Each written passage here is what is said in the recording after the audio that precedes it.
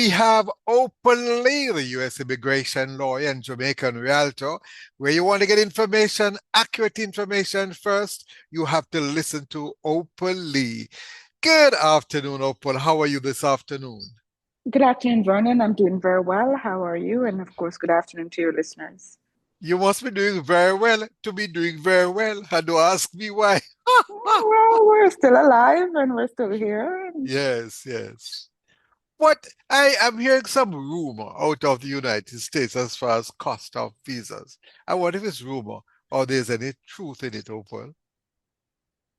Well, yes, I think what you're referring to is the integrity.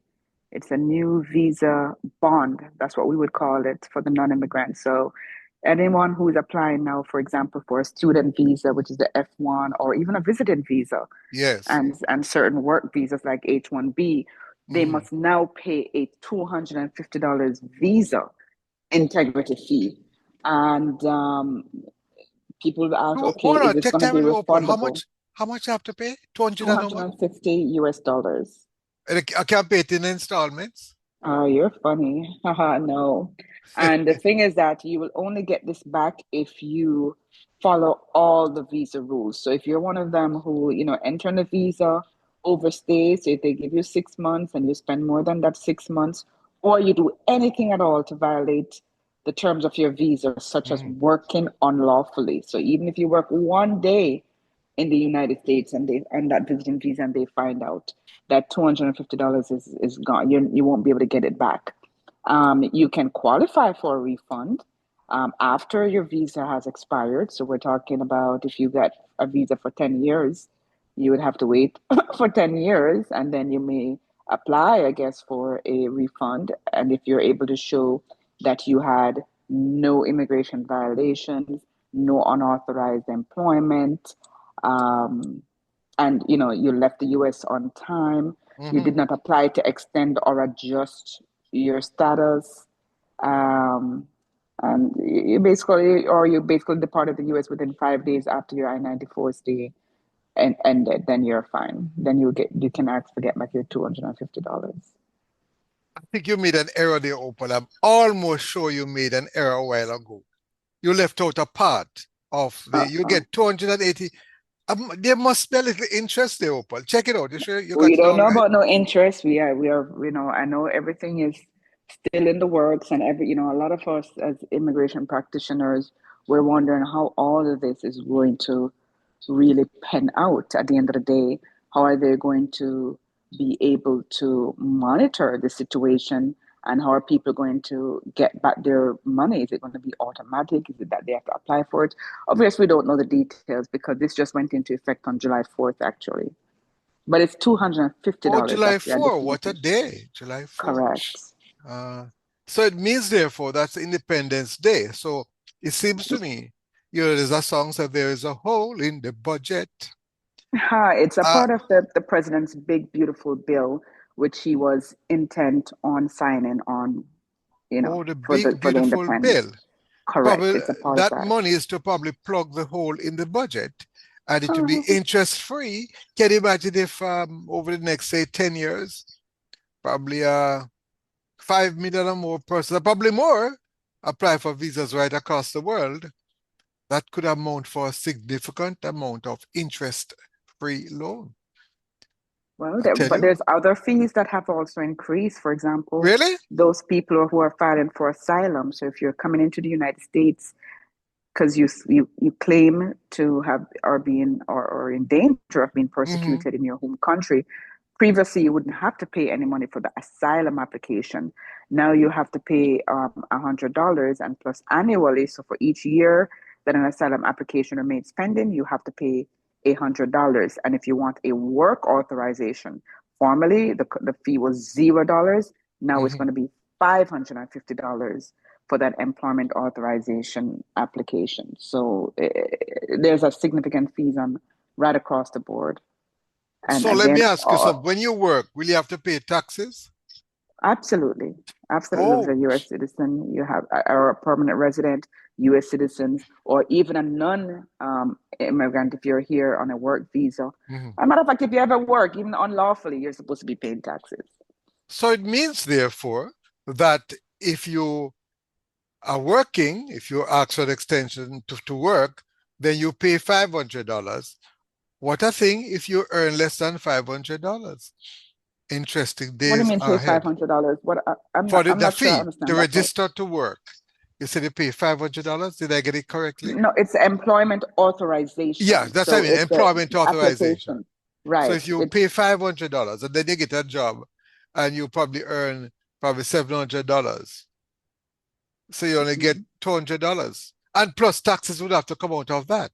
But remember, it's a one-time fee that you pay, and then you're working. If you're for asylum application, those are for Yeah, people who are coming to the United States to live because they're running away from their country. And yes. so, until the asylum application is actually approved or denied, that's what we're talking about. They're applying for an employment authorization. I mean, sometimes the asylum application. I mean, the last count is only at 10% of them are even approved anyway.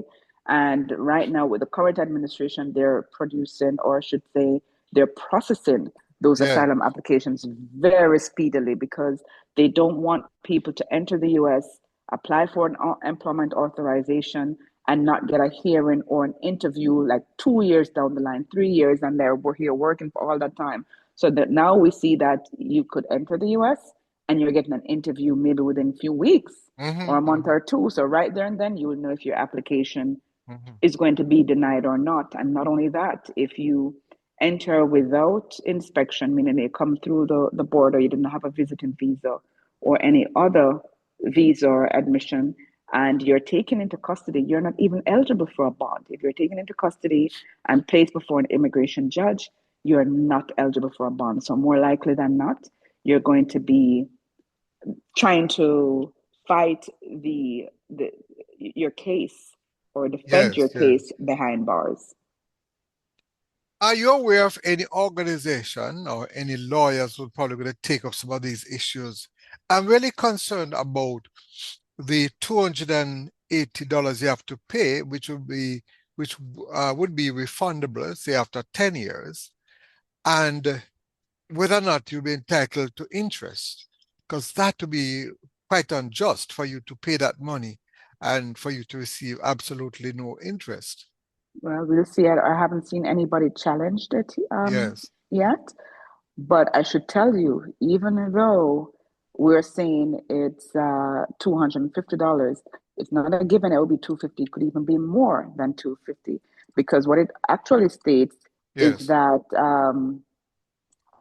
the they could even charge more.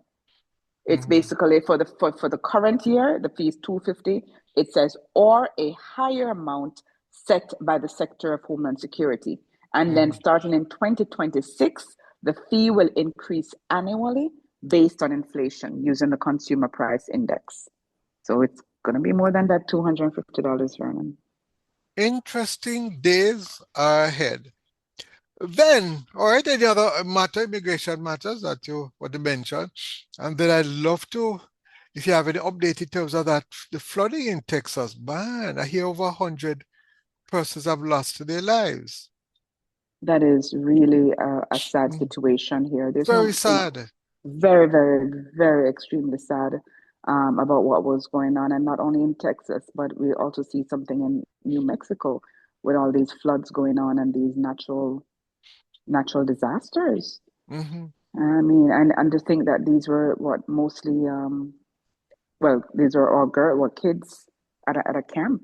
Yes, at a Imagine you Christian send camp. right. Imagine you send your children to summer camp, Vernon, and not showing if knowing if that child or those children is going to be returned. What I can't understand though is that this is a flood-prone area.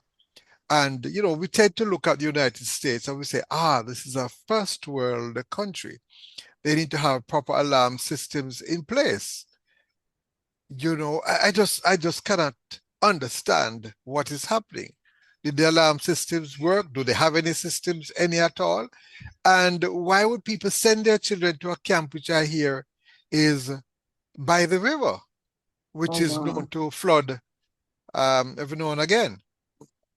Wow. Because I guess because over the years that has never happened, and so they never thought this would have happened this time. And usually, rivers are, for summer camp, even in growing up in Jamaica, people are normally drawn to river activities and stuff like that. But I guess nobody really saw this coming. And I think that's one of the criticisms that have been raised where they're saying, why didn't the meteorologists or whoever, they didn't get this right? Why Mm. wasn't there proper alerts in place so they could know how damaging or how bad it would likely And we should to have be? systems in place where even the river that could alert them when the river is rising. And how long would it take for people to get out? You You're know, right. Hmm. it's just like I know we have it at our bog walk. Um, at the river, the Rakobe there, they have instruments that can tell you when the water is rising and give you an idea. They close it up. I just find it amazing. All right. Yes, we have another 3 minutes left. Any final point you want to make, or just let us know how we can make contact with you. Opal Lee, or U.S. Thank you. immigration lawyer. Thank you, Vernon.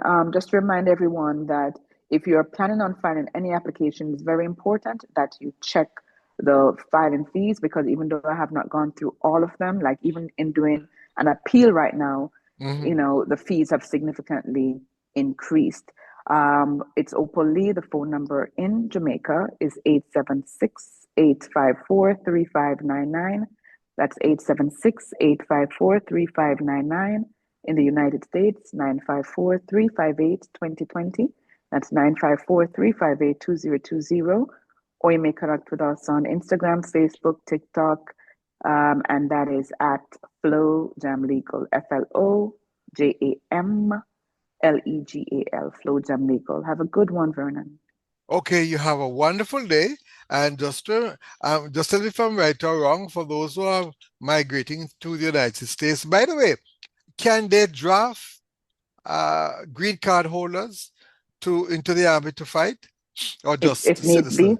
be, if needs be, they could. Oh, so that is something that you ought to be aware of, is that if you've applied for your green card and you're heading to the United States, and I think they have an age limit, but you could be drafted into the army. The reason I said this is because we have a number of wars now. We have Iran and getting into it. We have Israel and Hamas, and so Mhm. it is. I don't think many persons saying it will be a world war. No, I think all the countries are scared. We will not have a world war, but one thing is sure, it's going to have worldwide impact, and especially with the cost of fuel and other things, because certain ships will not be able to sail through certain seas. So we have to be prepared in Jamaica for that if things deteriorate. Right, Opali, you have a wonderful day. Thank you very much. Until next week, when you update us as to what's happening there about immigration matters and what's happening there in the United States. And hopefully you'll travel and we hear what's happening in the world. Take care. All the best. Take care.